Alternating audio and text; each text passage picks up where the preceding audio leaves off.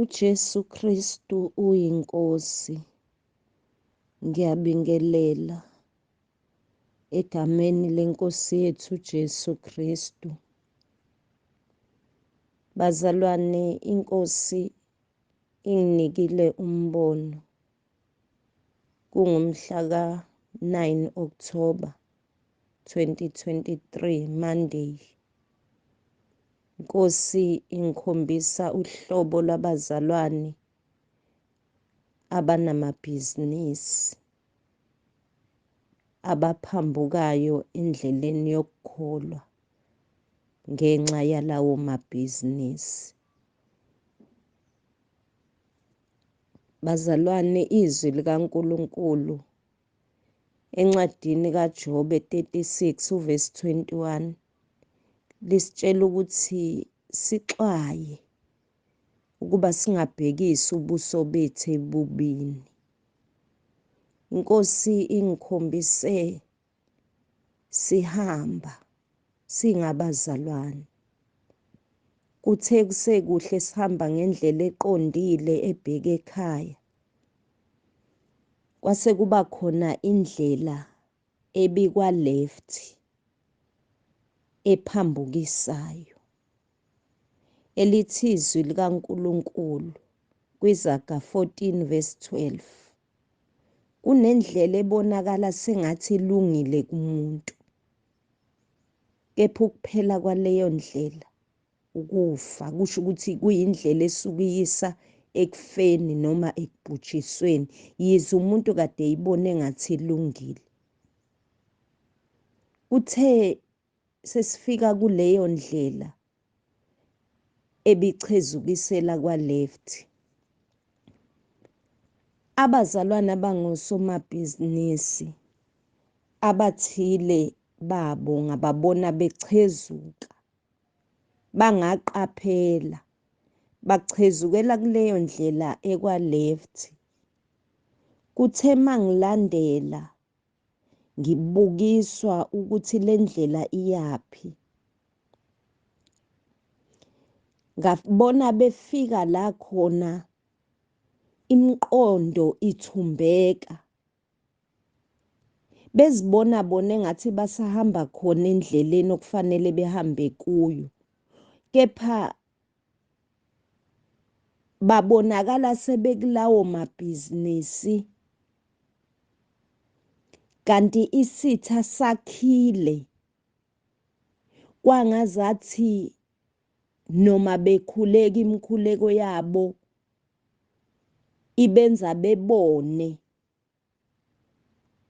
ezulwini, okungukuthi bebe nethemba lokuthi imikhuleko yabo iyanyuka iyezulwini, kanti cha, ivinjiwe, ivimbekile. Ngibone kuyinto eyakhiwe, kungazathi kunezigcobo ezinde njengalokhu kusuke kutshalwe ihlathi, kodwa leli hlathi linezigodo ezinde ezimile kulo. Kwase kuphinda kwenziwa njengokuba kune-roof phambili, ezinye beyixebuliwe, ezinye ukuze kube ngazathi ziyakhanya kodwa kube kungakhanyi, ezinye zinawo amaxolo azo adakhi. Bekuthi umuntu mayebuka phezulu kufakiwe uplastiki lo mhlophe oqinile, ngikhonjiswe leso sambulo, kungathi uplastiki lo wokwakha oqinile kodwa manje umhlophe. Uma bephakamisa amakhanda abo bebheka phezulu, kube ngazathi babona phezulu ezulwini, kanti isakhiwo sokubathumba ukuze bebone ngathi basahamba ngakho, kanti sebechezukile ngenxa yalamabhizinisi abawenzayo. Umuntu ayitshela ukuthi usamkhonza kahle uNkulunkulu, kanti uyishiyile indlela elungileyo. Ngiyacela ukuthi siqaphele bazalwane uhlobo lamabhizinisi esiwenzayo ukuthi awasiphambukisi yini, awasishiyisi yini indlela okumele sihambe ngayo sibheke ekhaya.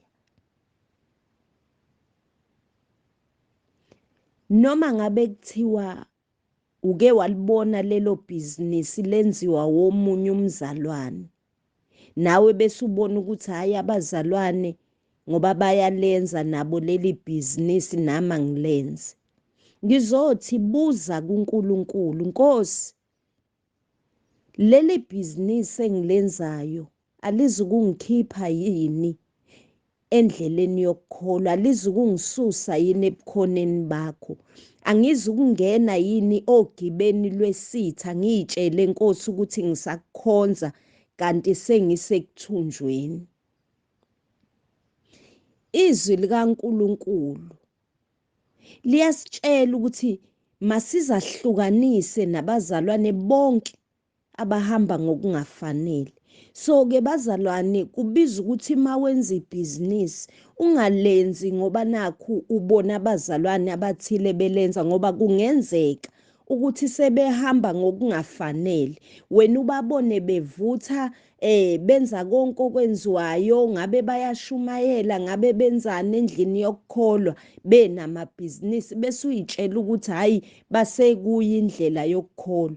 Kanti cha, izwi likaNkulunkulu 2 Thessalonians incwadi yesibili abaseThesalonika chapter 3 verse 6 lithi siniyala egameni lenkosi yethu uJesu Kristu ukuba nizahlukanise nabazalwane bonke abahamba ngokungafanele.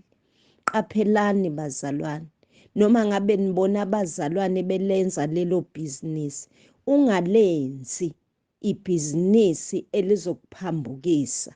Buza kuNkulunkulu, ungabuki abantu ohamba nabo endleleni yokukholwa noma okhonza nabo ukuthi bona bayakwenza ukuthi nokuthi, bayaphumelela empilweni ngenxa yalamabhizinisi abawenzayo.